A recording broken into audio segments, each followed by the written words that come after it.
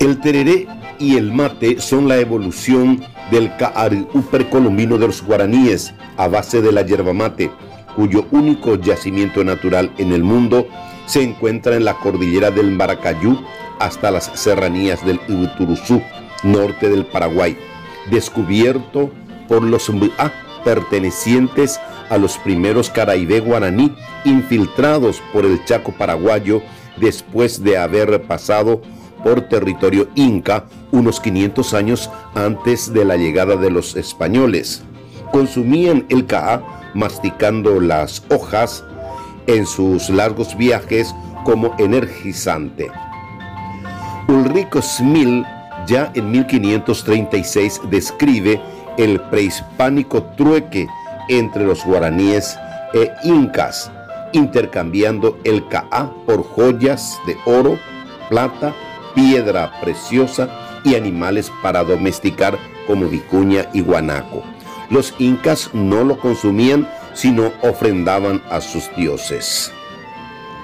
El primer investigador del consumo del caá fue el padre jesuita Antonio Ruiz de Montoya, desde finales de 1580. Luego de ser expulsado con sus evangelizadores de la zona por los maracayuenses, que para alejarse cruzó el río Paraná, donde también había el caá, pero de menor calidad y con nativos más pacíficos. Este jefe religioso en una oportunidad reunió a varios indígenas de muy avanzada edad para indagar sobre el ancestral consumo de la yerba mate. Así se pudo saber que los guaraníes precolombinos solo tomaban una infusión de la yerba mate en un cuenco cerámico o mitad de un porongo grande, a guaraní, matí o mate en quechua, tanto con agua caliente o natural y sin bombilla. Ceban la hierba, dejan reposar por unos minutos para que baje la borra. El recipiente corre de mano en mano. Los palillos flotantes filtran con el labio superior y entre los dientes.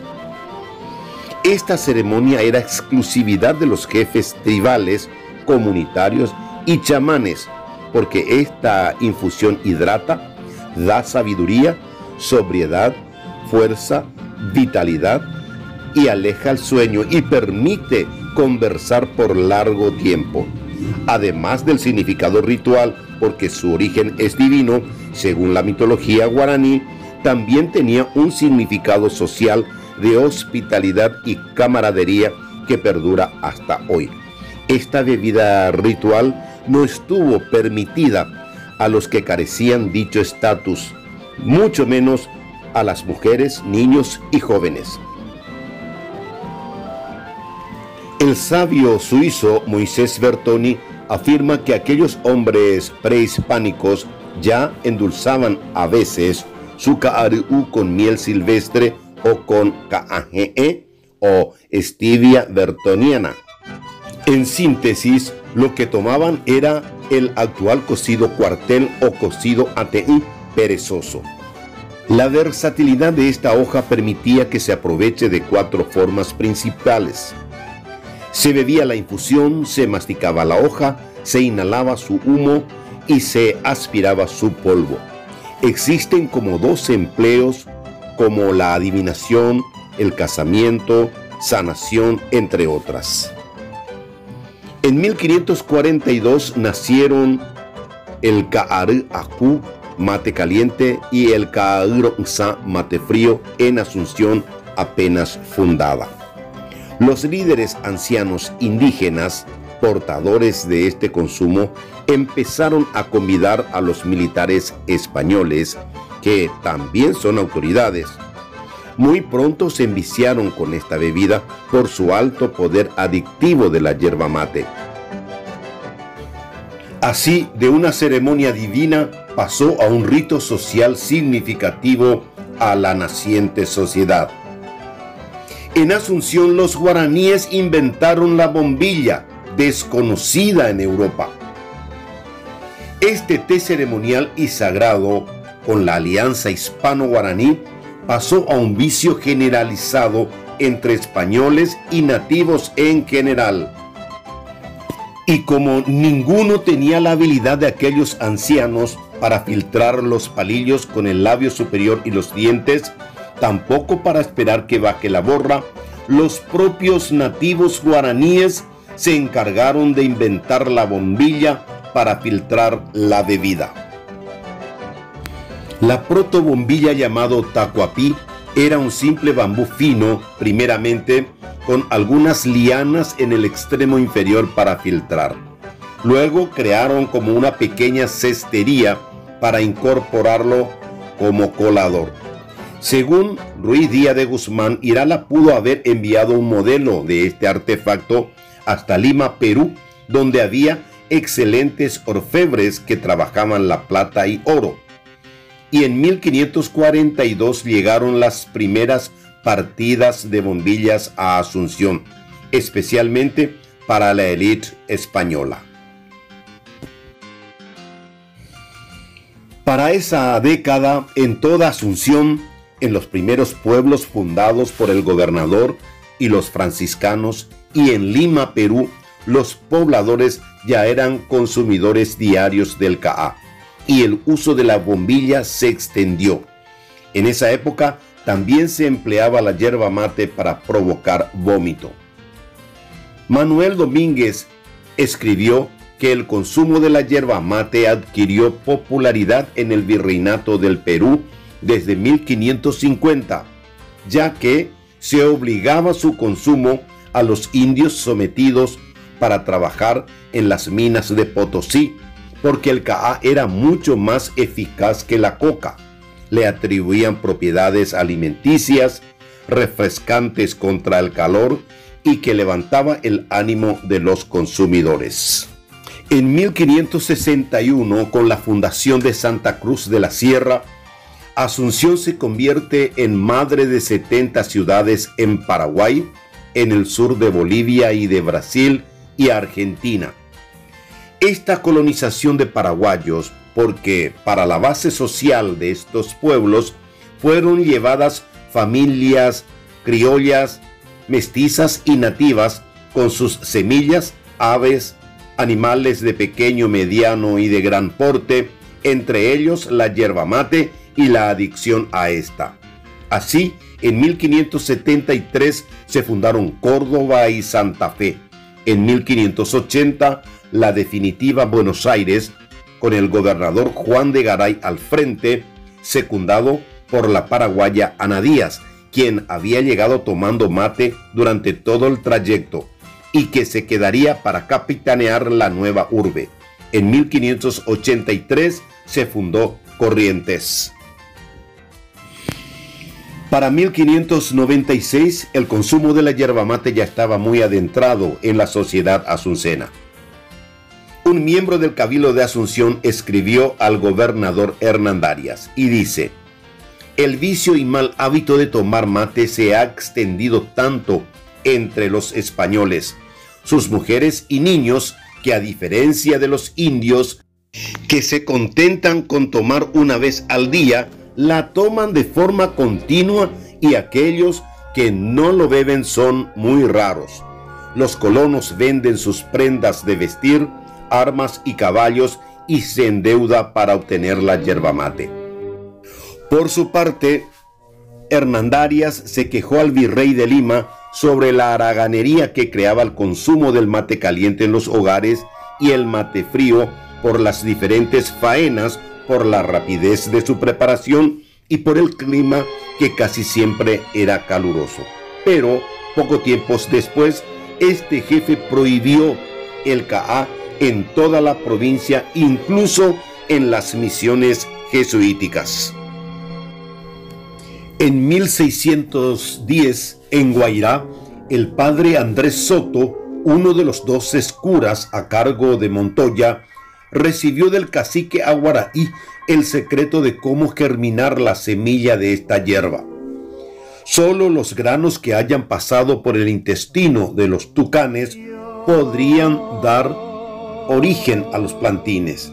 Este hallazgo de los jesuitas se puso en práctica recién en 1636 en los 30 pueblos de estos religiosos, 100 años después de la fundación de Asunción. El 14 de agosto de 1630, en San Ignacio de Paumbucú, el padre Antonio Ruiz de Montoya, superior de las misiones del Guairá, fundamenta una carta dirigida al rey para denunciar el inhumano trato a los nativos por parte de los encomenderos españoles. Dice: testigo soy de haber visto por aquellos montes osarios bien grandes de indios, que lastima la vista verlos y quiebra el corazón saber que los más murieron gentiles, descarriados por aquellos montes en busca de muchas sabandijas, sapos y culebras, y como aún de esto no hallan, porque beben mucho de aquella hierba, de que se hinchan los pies, piernas y vientre, mostrando el rostro solo los huesos y la palidez de la figura de la muerte. Arrobas de carga acarreaban 15, 20 y más leguas, pesando el indio mucho menos que su carga, sin darle cosa alguna para el sustento, más que una bolsita de yerba mate para aprovechar las aguas de los arroyos como descanso. 1870-1890. Durante la época de la guerra de la Triple Alianza y en la guerra del Chaco, el mate frío era de mayor consumo porque en las guerras se prohibía el mate, ya que el humo delataba su presencia a los enemigos, y para los mensúes tampoco se les permitía sentarse para consumir la yerba mate. 1880. Moisés Bertoni, en el tercer tomo de su libro Civilización Guaraní, aparecieron por primera vez los términos de tererijí, terirí y tereré como variante de mate frío o caagrozá. Este sabio había rescatado de una tribu de Alto Paraná que consumían este mate frío con bastantes remedios yuyos. Hasta hoy día, en nuestro campesinado, algunos adultos mayores y tradiciones familiares, el tereré sigue siendo sin yuyos y a veces sin hielo. El tereré en la guerra del Chaco fue obligatorio, porque con ello los soldados consumían remedios yuyos y con la yerba mate filtraban las aguas impuras de los tajamares, filtraban los soldados hasta sus propios orines. Variedades del tereré. Diferentes colectividades de inmigrante también adaptaron a sus gustos esta bebida. Se tiene el tereré ruso, en que la variante está que en vez de agua usan jugo de algún cítrico endulzado y con bastante hielo. Está el tereré polaco, emplea leche fría endulzada como líquido. En ambos casos, al matero va la yerba mate. Esta tradición se enraizó en el sur paraguayo y norte argentino. El tereré se prepara dependiendo del contexto y las circunstancias, y generalmente se emplea como matero la guampa, hecha con cuerno vacuno. Así se tiene las siguientes formas. Terererupa, comida para la base estomacal, y como se machacan bastantes yuyos digestivos y diuréticos, es imperioso el consumo de alguna fritura pesada. Tererejape es el espacio y el momento en que se discuten y se analizan temas de interés del grupo, y no faltan las conversaciones de ocio. Terereyere, una persona lo distribuye en forma ordenada y secuencial en ronda. Tereré solitario, cuando uno se sirve individualmente. Tereré novillo, pretexto para visitar a una pretendiente. Tereré caballería, por la premura del tiempo, se ceba con abundante agua. Tereré albañil y tereré cocueaca, a modo de descanso laboral para hidratar y nutrirse con los elementos que combaten los problemas medioambientales.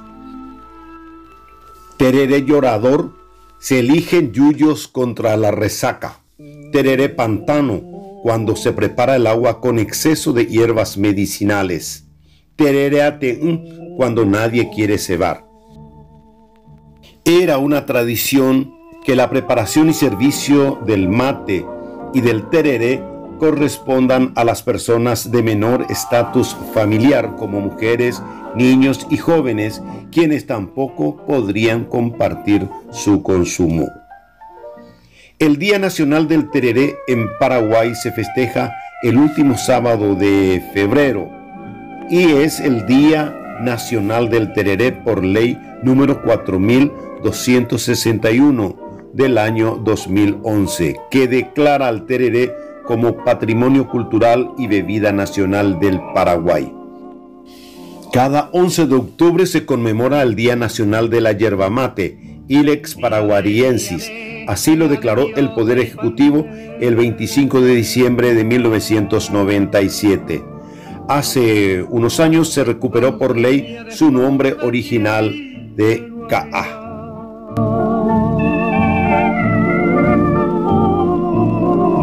Arisca romance curvó sus caderas,